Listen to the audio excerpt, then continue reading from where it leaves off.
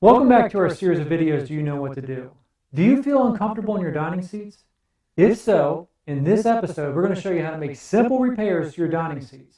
They're going to be safer, they're going to be more comfortable, and they're going to last for years. So let's get started.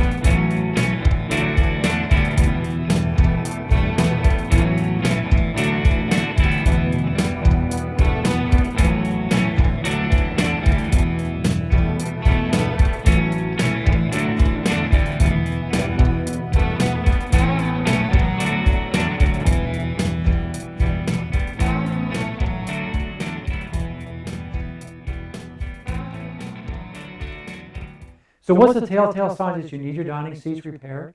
Well, maybe you have excess movement in the back, possibly in the arms if your dining seats have them, or maybe the legs are shifting left and right, or just a lot of creaking taking place. Or maybe your chair looks like this.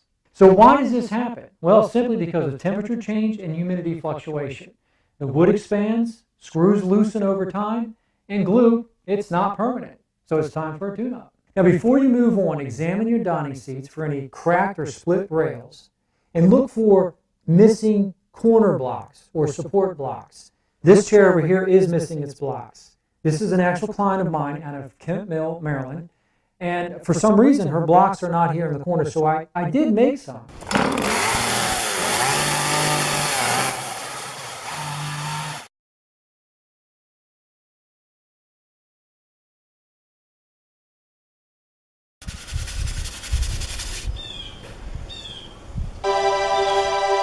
And you can make some yourself, or you can actually buy them online. I'll give you a website. Now, if you have cracked or split dowels, they're usually in pairs. If one of them is cracked or both of them is cracked when you're examining your dining seats, you might need to take it to a repair shop. These dowels are set in the factory. There's holes that are drilled into the leg, the rails, and they hold them together. They glue them in there, and they make it all unison, one strong piece. So if they crack or split, they're going to have to be drilled out and replaced. So if you're up for it, that's great, but we're not showing you that in this episode. That'll be a future video. This is just simple repairs to dining seats. Now, the tools to get started, you're going to need a rubber mallet, and if you don't have a rubber mallet and a regular hammer, get a soft piece of wood. You're going to need some glue, a glue dispenser. You're going to need a screwdriver. You can use a cordless, of course. You're going to need a damp cloth and a clamp. Okay, so to get started, simply put it on its back. You're going to look for where the seat is attached to the chair. Usually it's in the corner blocks here with screws, and this particular one is anchored in the center. We've already taken one of the screws out, so I'm just going to take the second one out.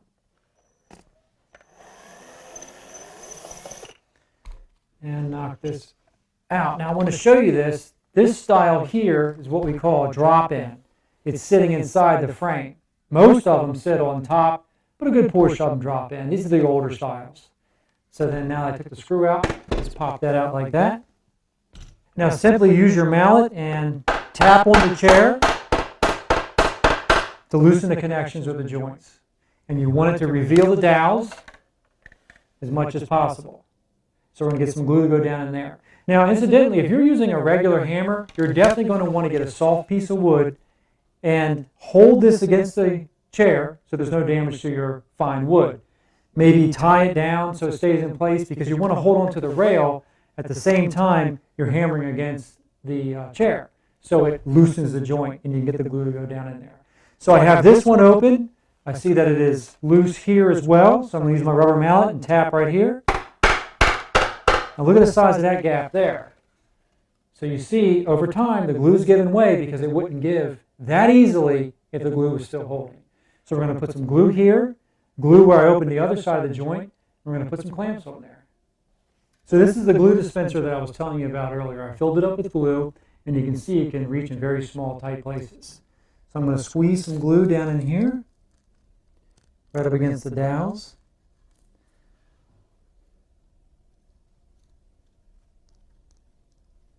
And the other side as well. I can actually get it where the dowel was in to the back rail with the dispenser.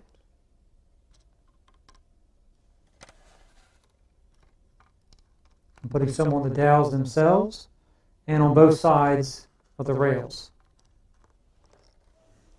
Trying to get the other rail now.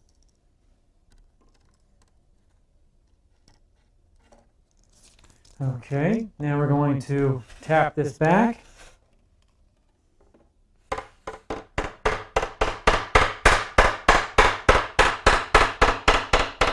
Just like that.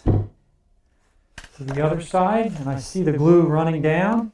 That's why you have to have a damp cloth. You do not want this to dry. So when we put the clamps on, I need you to come back and keep an eye on it and look at it every few minutes until all the excess glue has been wiped off by you with a damp cloth. Now that we have all our clamps on, we're going to let this cure for 30 minutes. And incidentally, do not use this chair until it cures for 24 hours.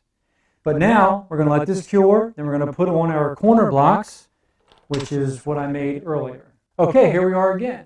We let the glue cure for a couple of days. And this is going to show the true strength of your dining seats when you're finished.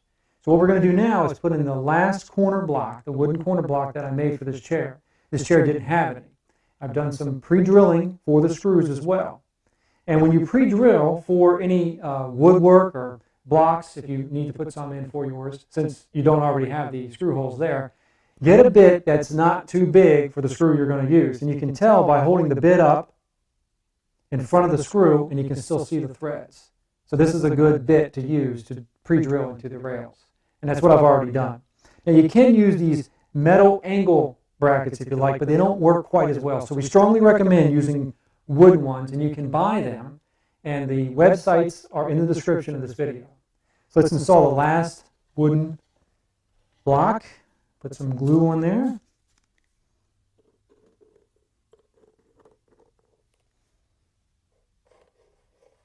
I can see that this chair had them at one time. I think they were just lightly glued because I see where it was at one time, the block that is I'm talking about.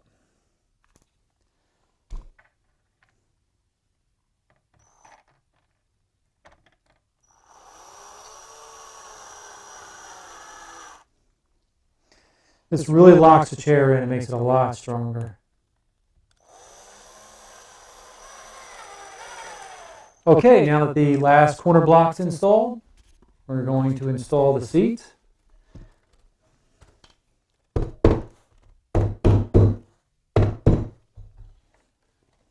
Now I'm going to go ahead and clean up the chair for the client and spray your cleaner directly on the cloth, not onto the furniture.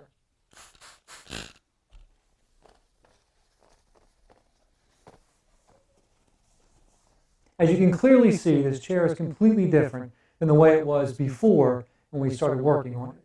This person has years of use left in this chair. I know they're going to be very happy with it. So there's ending thoughts we always want to leave you with. One, what kind of glue do we use? We use the Titebond original glue. It's excellent. You can also try Gorilla Glue. It's extremely strong. You can get both these glues at any of your hardware stores that you like to use. As well, when you are dismantling your chair with a rubber mallet, look for any hidden screws that might have been put in after the factory so you don't damage your wood and not knowing why it's not coming apart. Because sometimes it'll still creak and be weak, but it's not coming apart. Look for any hidden screws as well. So go to Urban Castle Solutions for any ideas of how you can turn your furniture into your own style. And don't forget to check out our next episode of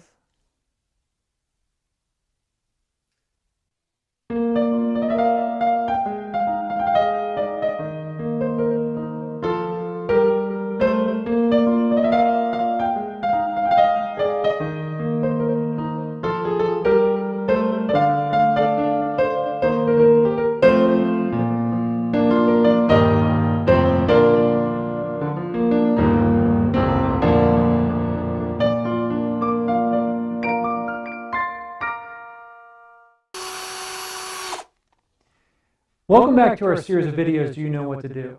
Do you feel uncomfortable in your dining seats? If so, in this episode, we're going to show you how to make simple repairs to your dining seats. They're going to be safer, they're going to be more comfortable, and they're going to last for years. So let's get started.